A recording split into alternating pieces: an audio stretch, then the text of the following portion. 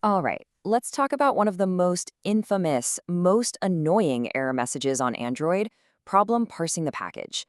If you're seeing this, you've hit a wall. But don't you worry, we are going to get this fixed for good, right now. You find an app, you download the file, you're all set to install it, and then, bam, you see this exact message. It's frustrating, right? It's confusing, and it just stops you dead in your tracks.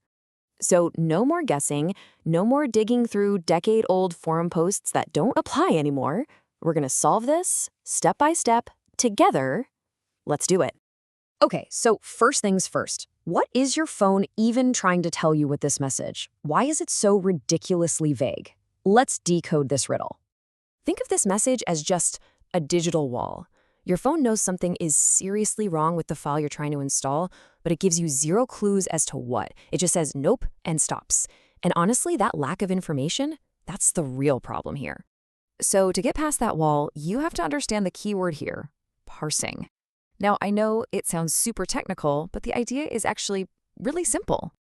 All parsing means is that your phone is playing detective. It's acting like a file inspector. It cracks open that app package, that APK file, and it tries to read the instruction manual inside. If that manual is corrupted, or if it just can't make sense of the instructions, the inspection fails. And that's your parse error. And here's the most important thing to get. Every single parse error, and I mean every single one, boils down to one of two things. It's either the file or it's the phone. Either the file itself is broken, the download got messed up, it's like a book with pages torn out, or the file is perfectly fine, but it's written for a much older phone, and your modern Android just looks at it and says, no way, that's not secure enough for me. So now we know what's happening. Let's figure out why. Because a lot of the advice you find online about this, it's just flat out wrong for today's phones. It's time to bust some of those old myths. And here is myth number one, the big one. Old guides always tell you to find and flip a single switch called unknown sources. But here's the deal. That switch hasn't existed for years. Ever since Android 8, that master switch is gone. Now permission is granted on a per-app basis. So you don't give your whole phone permission. You have to give it to the specific app you used for the download, like Chrome or your file manager. And this chart, it tells the whole story. Look at this. A whopping 40% of parse errors today are caused by trying to install an app that is just too old. Your new phone security is so tight that it actively refuses to install apps that were built for older, much less secure versions of Android. That's the real culprit most of the time. Okay, enough theory. Let's get our hands dirty. It is time to fix this thing. Here is your step-by-step toolkit for getting that app installed, for real this time. First up, let's start with the simplest possibility, a bad download. Seriously, even a tiny hiccup in your connection can corrupt the file. So the first thing to do is go into your browser settings, clear out the cache to get rid of any bad data, and then just download the file again. A quick pro tip, check the file size. If it matches what the website says it should be, that's a good sign you got the whole thing this time. All right, next up, let's fix that permission issue the modern way. Remember, you're not giving your phone permission. You're giving the browser permission. So dive into your phone settings, go to Apps, find the specific app you used for the download, like Chrome, and look for an option that says Install Unknown Apps. Just make sure that toggle is flipped to On.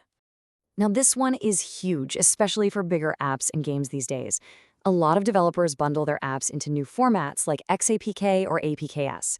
The problem is, your phone's built-in installer has no idea what to do with these, so it just throws a parse error.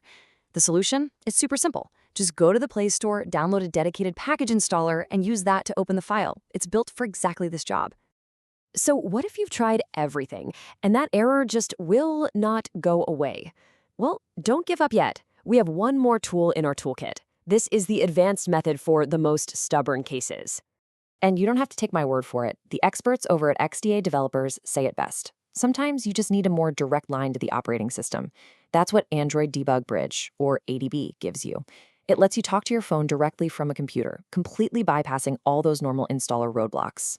Now, I'll be honest, this is definitely for the more tech-savvy user, but it is incredibly powerful. You basically enable a hidden developer options menu on your phone, plug it into your computer, and use a simple command to force your phone to install the app. It sidesteps the standard installer and its errors entirely. And that's it. You've gone from staring at a frustrating dead end to having a whole toolkit of solutions. You figured it out. You are back in control of your device. So let's just quickly recap the big takeaways, right? Parsing is just your phone inspecting a file. The error means the file is either broken or too old. That old global unknown sources switch, it's history. Forget about it. And remember, the number one cause of this error today is trying to install an obsolete app. Oh, and for those modern XAPK files, grab a special installer. You know, when you think about it, you've done way more than just fix an error. You've actually learned how your phone's security works, how app installations have changed over the years, and how to take manual control when you absolutely need to. That is a pretty powerful skill to have. Which kind of leaves us with one last thing to chew on. This error really only exists because our phones are getting smarter and more locked down for our own security. So the question becomes, in this push to make our devices completely safe and secure, are we accidentally giving up some of the freedom and control that made so many of us choose Android in the first place? Something to think about.